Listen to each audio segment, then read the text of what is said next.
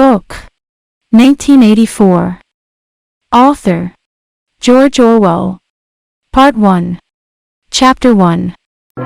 It was a bright cold day in April, and the clocks were striking 13. Winston Smith, his chin nuzzled into his breast in an effort to escape the vile wind, slipped quickly through the glass doors of Victory Mansions, though not quickly enough to prevent a swirl of gritty dust from entering along with him. The hallway smelt of boiled cabbage and old rag mats. At one end of it a colored poster, too large for indoor display, had been tacked to the wall. It depicted simply an enormous face, more than a meter wide, the face of a man of about 45, with a heavy black mustache and ruggedly handsome features. Winston made for the stairs. It was no use trying the lift. Even at the best of times it was seldom working, and at present the electric current was cut off during daylight hours. It was part of the economy drive in preparation for Hate Week. The flat was 7 flights up, and Winston, who was 39 and had a varicose ulcer above his right ankle, went slowly, resting several times on the way. On each landing, opposite the lift shaft, the poster with the enormous face gazed from the wall. It was one of those pictures which are so contrived that the eyes follow you about when you move. "Big Brother is watching you," the caption beneath it ran. Inside the flat a fruity voice was reading out a list of figures which had something to do with the production of pig iron. The voice came from an oblong metal plaque like a dulled mirror which formed part of the surface of the right-hand wall. Winston turned a switch and the voice sank somewhat, though the words were still distinguishable. The instrument, the telescreen, it was called, could be dimmed, but there was no way of shutting it off completely. He moved over to the window, a smallish, frail figure, the meagerness of his body merely emphasized by the blue overalls which were the uniform of the party. His hair was very fair, his face naturally sanguine, his skin roughened by coarse soap and blunt razor blades and the cold of the winter that had just ended. Outside, even through the shut window pane, the world looked cold. Down in the street little eddies of wind were whirling dust and torn paper into spirals, and though the sun was shining and the sky a harsh blue, there seemed to be no color in anything, except the posters that were plastered everywhere. The black mustachioed face gazed down from every commanding corner. There was one on the house front immediately opposite. "Big Brother is watching you," the caption said, while the dark eyes looked deep into Winston's own. Down at street level another poster, torn at one corner, flapped fitfully in the wind, alternately covering and uncovering the single wording sock. In the far distance a helicopter skimmed down between the roofs, hovered for an instant like a bluebottle, and darted away again with a curving flight. It was the police patrol, snooping into people's windows. The patrols did not matter, however. Only the thought police mattered. Behind Winston's back the voice from the telescreen was still babbling away about pig iron and the overfulfillment of the 9th three-year plan. The telescreen received and transmitted simultaneously. Any sound that Winston made, above the level of a very low whisper, would be picked up by it. Moreover, so long as he remained within the field of vision which the metal plaque commanded, he could be seen as well as heard. There was of course no way of knowing whether you were being watched at any given moment. How often, or on what system, the thought police plugged in on any individual wire was guesswork. It was even conceivable that they watched everybody all the time. But at any rate they could plug in your wire whenever they wanted to. You had to live, did live, from habit that became instinct, in the assumption that every sound you made was overheard, and, except in darkness, every movement scrutinized. Winston kept his back turned to the telescreen. It was safer, though, as he well knew, even a back can be revealing. A kilometer away the Ministry of Truth, his place of work, towered vast and white above the grimy landscape. This, he thought with a sort of vague distaste, this was London, chief city of Airstrip 1, itself the third most populous of the provinces of Oceania. He tried to squeeze out some childhood memory that should tell him whether London had always been quite like this. Were there always these vistas of rotting 19th century houses, their sides shored up with balks of timber, their windows patched with cardboard and their roofs with corrugated iron, their crazy garden walls sagging in all directions? And the bombed sites where the plaster dust swirled in the air and the willow herb straggled over the heaps of rubble, and the places where the bombs had cleared a larger patch and there had sprung up sordid colonies of wooden dwellings like chicken houses? But it was no use, he could not remember. Nothing remained of his childhood except a series of bright-lit tableaus occurring against no background and mostly unintelligible. The Ministry of Truth, Mini True, in Newspeak was the official language of Oceania, was startlingly different from any other object in sight. It was an enormous pyramidal structure of glittering white concrete, soaring up, terrace after terrace, 300 meters into the air. From where Winston stood it was just possible to read, picked out on its white face in elegant lettering, the three slogans of the party. War is peace. Freedom is slavery. Ignorance is strength. The Ministry of Truth contained, it was said, 3,000 rooms above ground level, and corresponding ramifications below.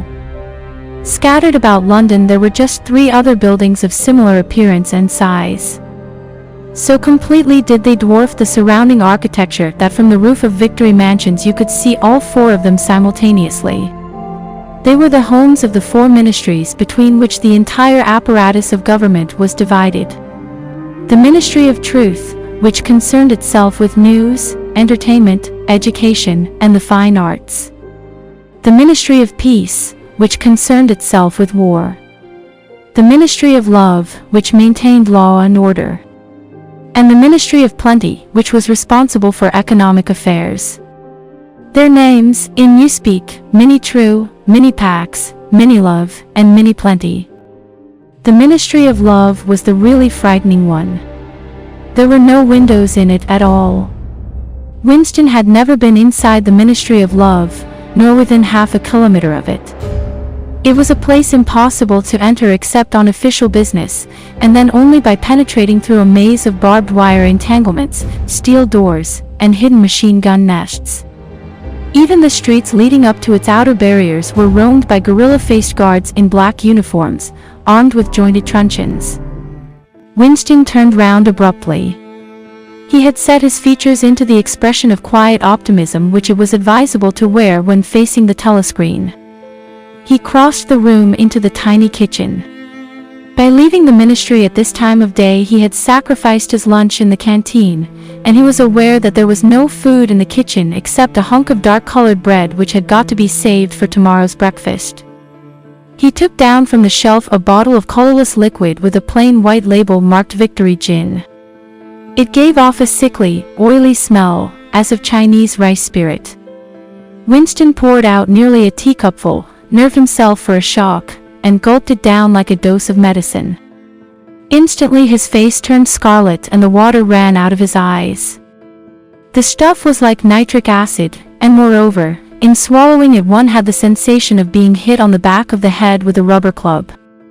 The next moment, however, the burning in his belly died down and the world began to look more cheerful. He took a cigarette from a crumpled packet marked Victory Cigarettes and incautiously held it upright, whereupon the tobacco fell out onto the floor. With the next he was more successful. He went back to the living room and sat down at a small table that stood to the left of the telescreen. From the table drawer he took out a pen holder, a bottle of ink, and a thick, quarto-sized blank book with a red back and a marbled cover. For some reason the telescreen in the living room was in an unusual position. Instead of being placed, as was normal, in the end wall, where it could command the whole room, it was in the longer wall, opposite the window. To one side of it there was a shallow alcove in which Winston was now sitting, and which, when the flats were built, had probably been intended to hold bookshelves. By sitting in the alcove, and keeping well back, Winston was able to remain outside the range of the telescreen, so far as sight went. He could be heard, of course, but so long as he stayed in his present position he could not be seen. It was partly the unusual geography of the room that had suggested to him the thing that he was now about to do. But it had also been suggested by the book that he had just taken out of the drawer. It was a peculiarly beautiful book. Its smooth, creamy paper, a little yellowed by age, was of a kind that had not been manufactured for at least 40 years past.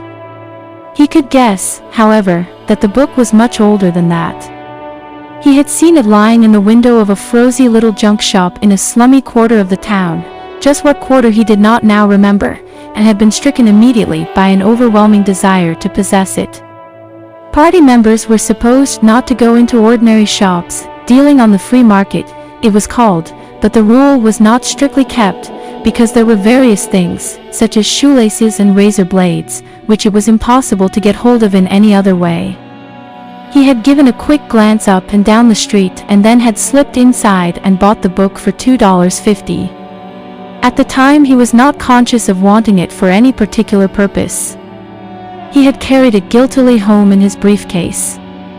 Even with nothing written in it, it was a compromising possession. The thing that he was about to do was to open a diary. This was not illegal, nothing was illegal, since there were no longer any laws, but if detected it was reasonably certain that it would be punished by death, or at least by 25 years in a forced labor camp. Winston fitted a nib into the penholder and sucked it to get the grease off. The pen was an archaic instrument, seldom used even for signatures, and he had procured one, furtively and with some difficulty, simply because of a feeling that the beautiful creamy paper deserved to be written on with a real nib instead of being scratched with an ink pencil. Actually, he was not used to writing by hand. Apart from very short notes, it was usual to dictate everything into the speakwrite, which was of course impossible for his present purpose. He dipped the pen into the ink and then faltered for just a second. A tremor had gone through his bowels. To mark the paper was the decisive act. In small clumsy letters he wrote, April 4th, 1984. He sat back. A sense of complete helplessness had descended upon him. To begin with, he did not know with any certainty that this was 1984. It must be round about that date, since he was fairly sure that his age was 39, and he believed that he had been born in 1944 or 1945. But it was never possible nowadays to pin down any date within a year or two. For whom, it suddenly occurred to him to wonder, was he writing this diary? For the future, for the unborn. His mind hovered for a moment round the doubtful date on the page, and then fetched up with a bump against the newspeak word doublethink. For the first time the magnitude of what he had undertaken came home to him. How could you communicate with the future?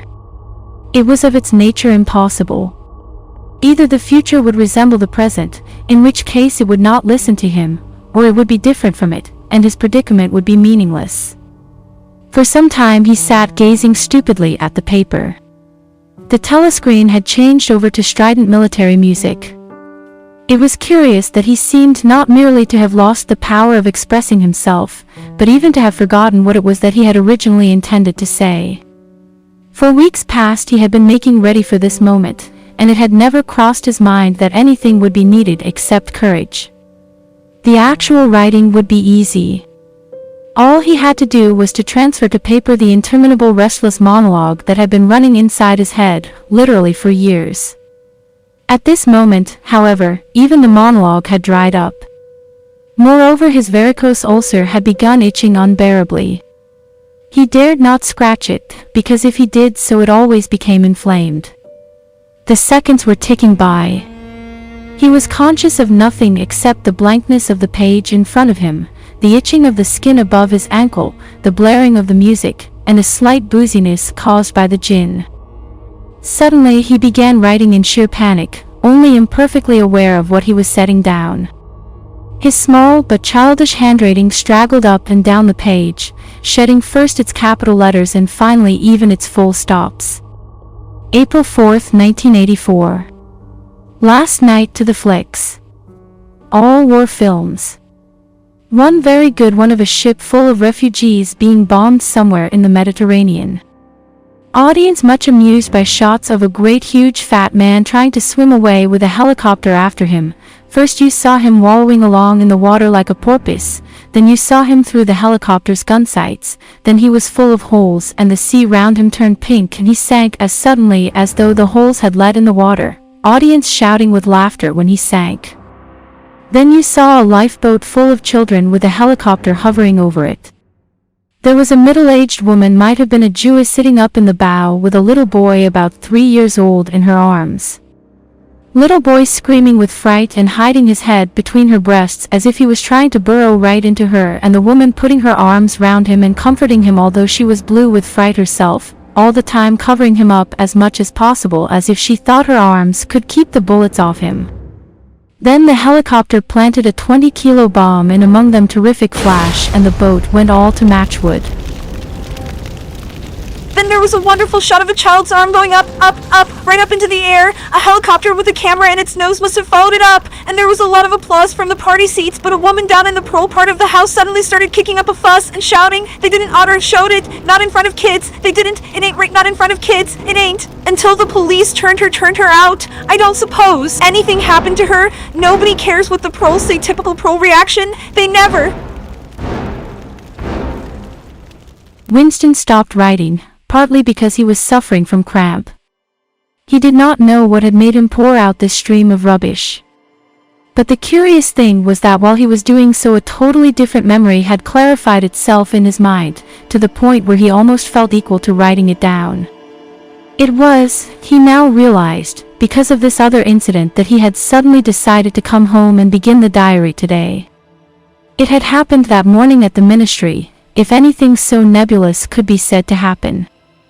It was nearly 1100, and in the records department, where Winston worked, they were dragging the chairs out of the cubicles and grouping them in the center of the hall opposite the big telescreen, in preparation for the 2 minutes hate. Winston was just taking his place in one of the middle rows when two people whom he knew by sight, but had never spoken to, came unexpectedly into the room. One of them was a girl whom he often passed in the corridors. He did not know her name, but he knew that she worked in the fiction department. Presumably, since he had sometimes seen her with oily hands and carrying a spanner, she had some mechanical job on one of the novel-writing machines. She was a bold-looking girl, of about 27, with thick hair, a freckled face, and swift, athletic movements. A narrow scarlet sash, emblem of the Junior Anti-Sex League, was wound several times round the waist of her overalls, just tightly enough to bring out the shapeliness of her hips. Winston had disliked her from the very first moment of seeing her. He knew the reason. It was because of the atmosphere of hockey fields and cold baths and community hikes and general clean-mindedness which she managed to carry about with her. He disliked nearly all women, and especially the young and pretty ones. It was always the women, and above all the young ones, who were the most bigoted adherents of the party, the swallowers of slogans, the amateur spies and nosers out of unorthodoxy.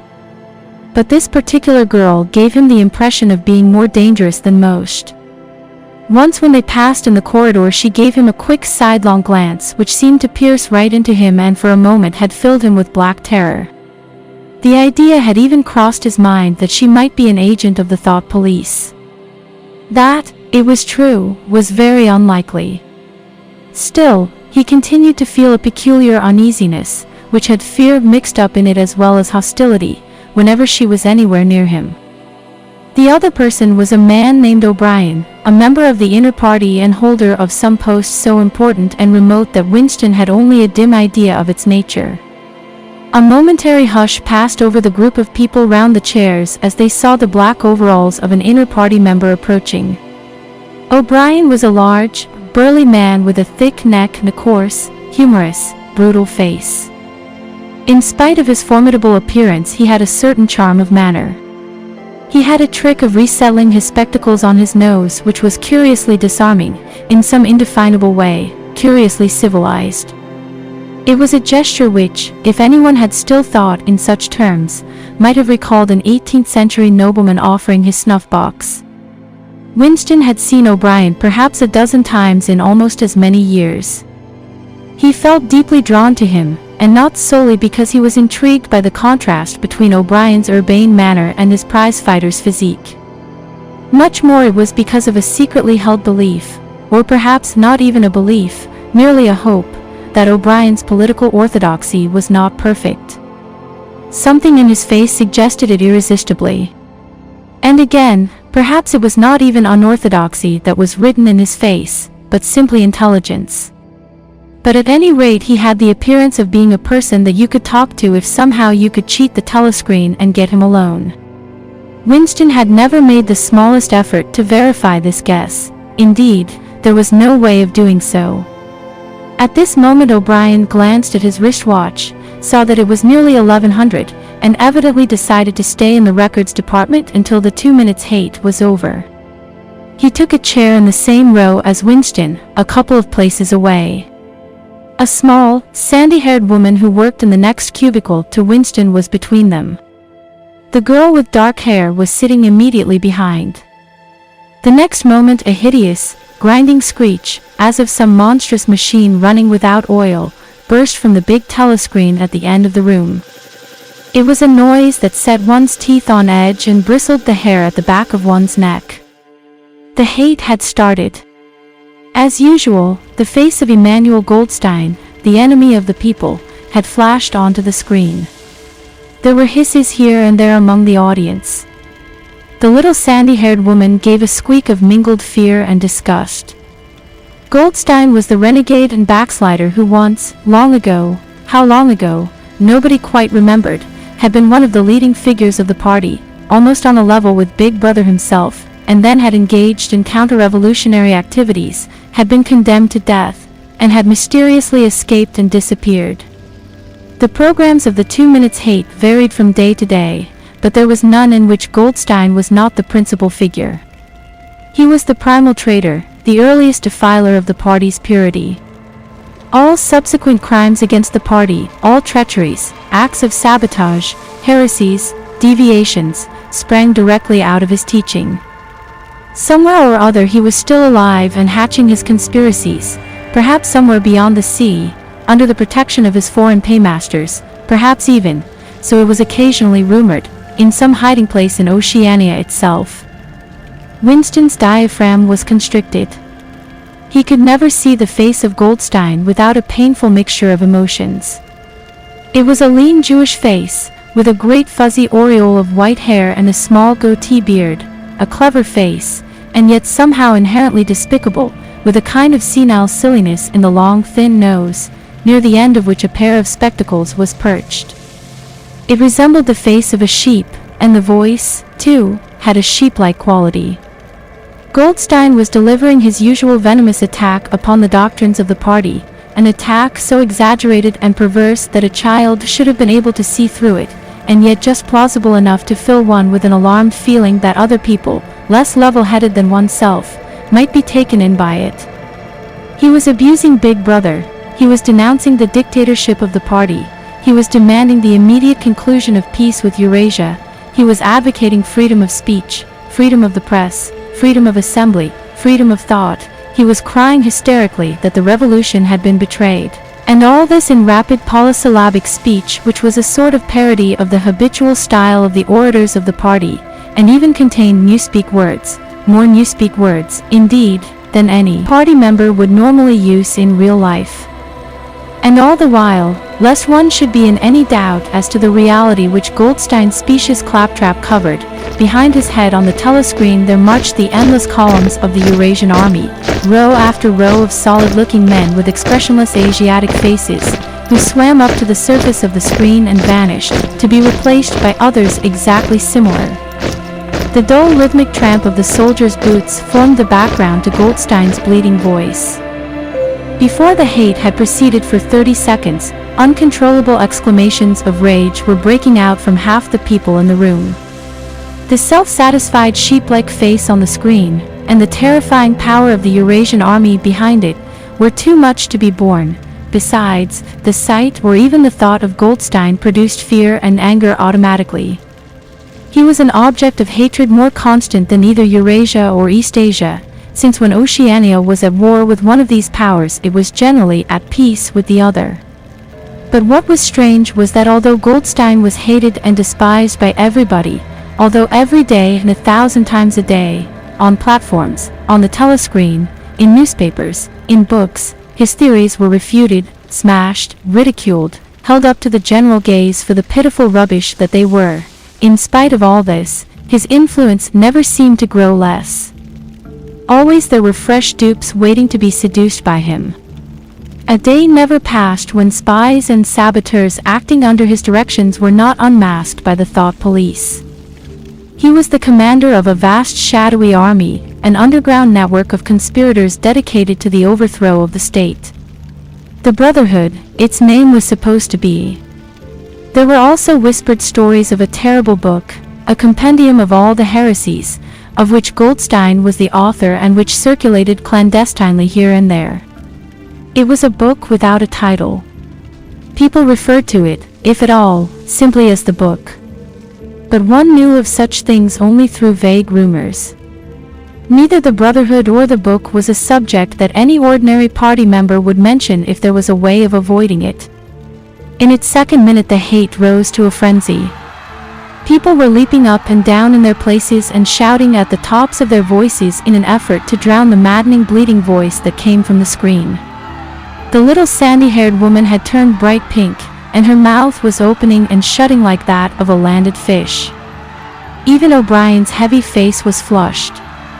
He was sitting very straight in his chair, his powerful chest swelling and quivering as though he were standing up to the assault of a wave. The dark-haired girl behind Winston had begun crying out, "Swine! Swine! Swine!" And suddenly she picked up a heavy Newspeak dictionary and flung it at the screen. It struck Goldstein's nose and bounced off. The voice continued inexorably. In a lucid moment Winston found that he was shouting with the others and kicking his heel violently against the rung of his chair. The horrible thing about the 2 minutes hate was not that one was obliged to act a part, but, on the contrary, that it was impossible to avoid joining in. Within 30 seconds any pretense was always unnecessary.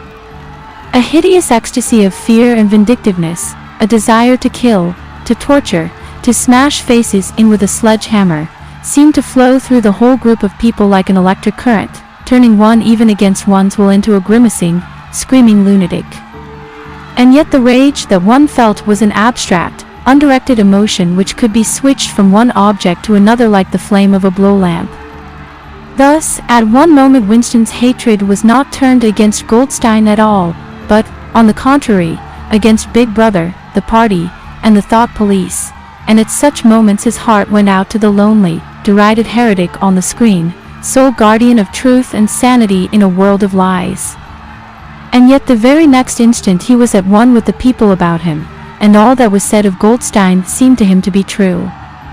At those moments his secret loathing of Big Brother changed into adoration, and Big Brother seemed to tower up, an invincible, fearless protector, standing like a rock against the hordes of Asia, and Goldstein, in spite of his isolation, his helplessness, and the doubt that hung about his very existence, seemed like some sinister enchanter, capable by the mere power of his voice of wrecking the structure of civilization. It was even possible, at moments, to switch one's hatred this way or that by a voluntary act. Suddenly, by the sort of violent effort with which one wrenches one's head away from the pillow in a nightmare, Winston succeeded in transferring his hatred from the face on the screen to the dark-haired girl behind him. Vivid, beautiful hallucinations flashed through his mind.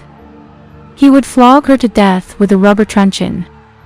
He would tie her naked to a stake and shoot her full of arrows like Saint Sebastian.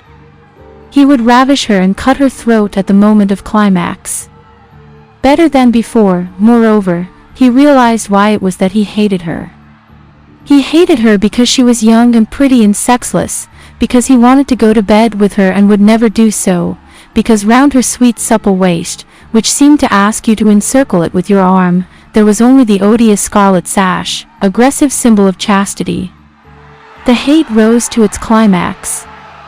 The voice of Goldstein had become an actual sheep's bleat, and for an instant the face changed into that of a sheep. Then the sheep face melted into the figure of a Eurasian soldier who seemed to be advancing, huge and terrible, his submachine gun roaring, and seeming to spring out of the surface of the screen, so that some of the people in the front row actually flinched backwards in their seats. But in the same moment, Drawing a deep sigh of relief from everybody, the hostile figure melted into the face of Big Brother, black-haired, black-mustachioed, full of power and mysterious calm, and so vast that it almost filled up the screen.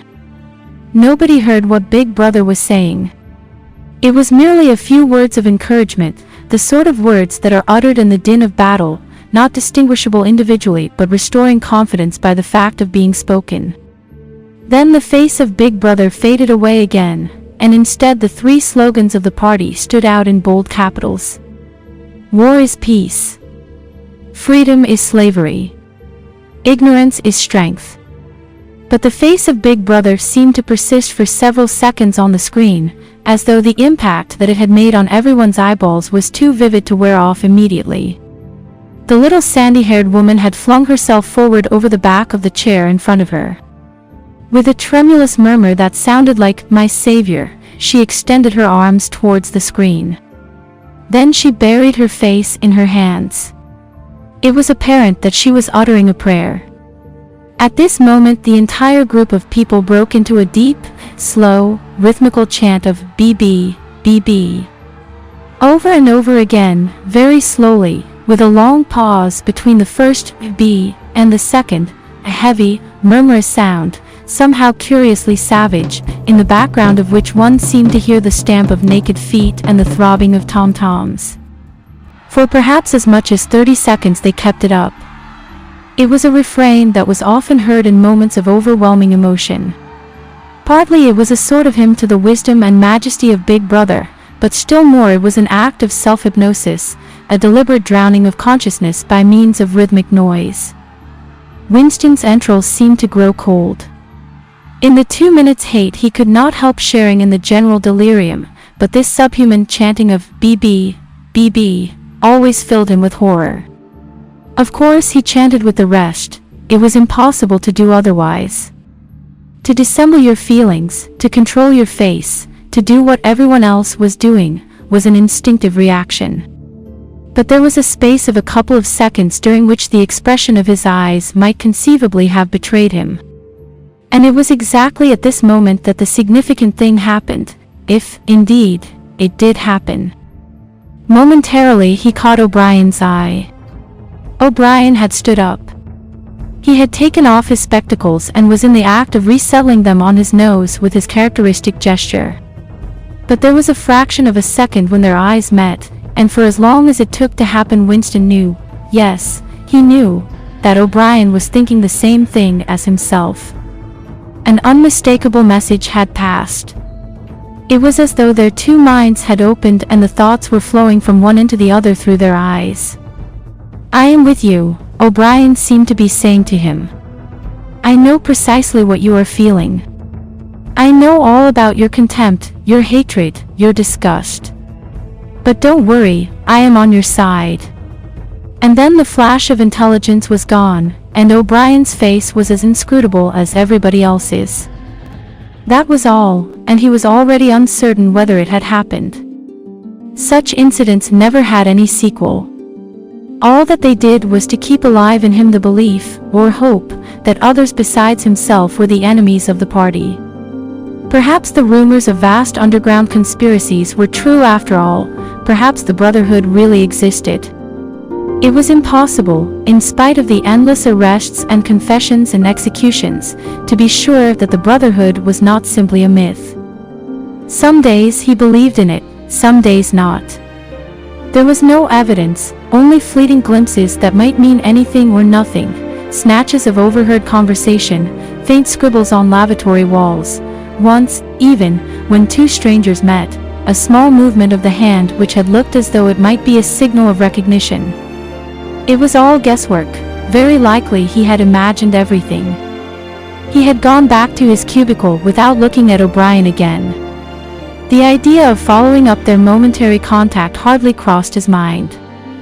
It would have been inconceivably dangerous even if he had known how to set about doing it. For a second, 2 seconds, they had exchanged an equivocal glance, and that was the end of the story. But even that was a memorable event, in the locked loneliness in which one had to live. Winston roused himself and sat up straighter. He let out a belch. The gin was rising from his stomach. His eyes refocused on the page. He discovered that while he sat helplessly musing, he had also been writing, as though by automatic action. And it was no longer the same cramped, awkward handwriting as before. His pen had slid voluptuously over the smooth paper, printing in large, neat capitals. Down with Big Brother! Down with Big Brother! Down with Big Brother! Down with Big Brother! Down with Big Brother! Over and over again, filling half a page. He could not help feeling a twinge of panic. It was absurd, since the writing of those particular words was not more dangerous than the initial act of opening the diary, but for a moment he was tempted to tear out the spoiled pages and abandon the enterprise altogether. He did not do so, however, because he knew that it was useless. Whether he wrote down with Big Brother, or whether he refrained from writing it, made no difference. Whether he went on with the diary, or whether he did not go on with it, made no difference. The thought police would get him just the same. He had committed, would still have committed, even if he had never set pen to paper, the essential crime that contained all others in itself. Thought crime, they called it. Thought crime was not a thing that could be concealed forever. You might dodge successfully for a while, even for years, but sooner or later they were bound to get you. It was always at night. The arrests invariably happened at night. The sudden jerk out of sleep, the rough hand shaking your shoulder, the lights glaring in your eyes, the ring of hard faces round the bed. In the vast majority of cases there was no trial, no report of the arrest. People simply disappeared, always during the night. Your name was removed from the registers, every record of everything you had ever done was wiped out, your one-time existence was denied and then forgotten. You were abolished, annihilated, vaporized was the usual word. For a moment he was seized by a kind of hysteria. He began writing in a hurried, untidy scrawl. They'll shoot me, I don't care, they'll shoot me in the back of the neck, I don't care, down with Big Brother. They always shoot you in the back of the neck, I don't care, down with Big Brother. He sat back in his chair, slightly ashamed of himself, and laid down the pen. The next moment he started violently. There was a knocking at the door. Already. He sat as still as a mouse, in the futile hope that whoever it was might go away after a single attempt. But no, the knocking was repeated. The worst thing of all would be to delay. His heart was thumping like a drum, but his face, from long habit, was probably expressionless. He got up and moved heavily towards the door.